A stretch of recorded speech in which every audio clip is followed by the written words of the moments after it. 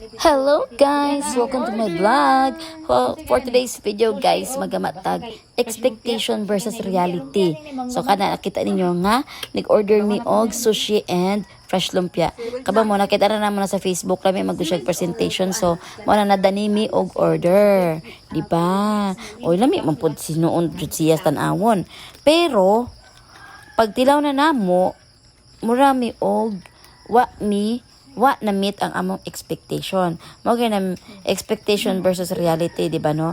So naman po'y uban nga expectation versus reality nga higayon nga na meet jud ang ato expectation, pero pagkakaron wala jud siya na meet og insakto. Pero overall lami man pud siya.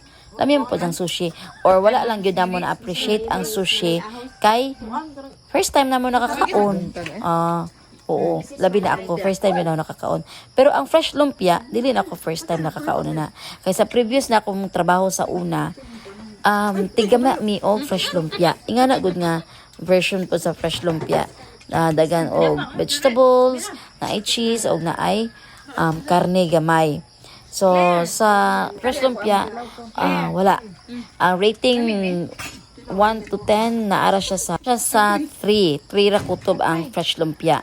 Si sushi wala mo pud ko nakatilaw og laing sushi man pud, first time nako na. So mo rate sa laman ko niya og mga 8 siguro, kay wa mo ko nakatilaw pud sa laing sushi. Tigwang naman tawa patakatilaw og sushi, no?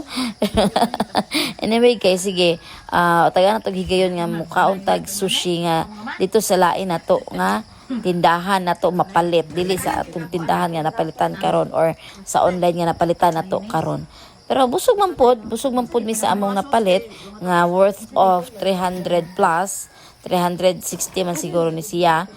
Kumbo naman, so murag nakatipid pud ta, di ba? So sulit man pod ang 360 sa atong nakaon, kay di man po nato makuha ng expectation sa tao, di ba? So anyway guys, salamat sa inyong paglantaw sa akong video. This is your mommy Bisaya saying that bahalag pobre basta kay hilas. Thank you guys.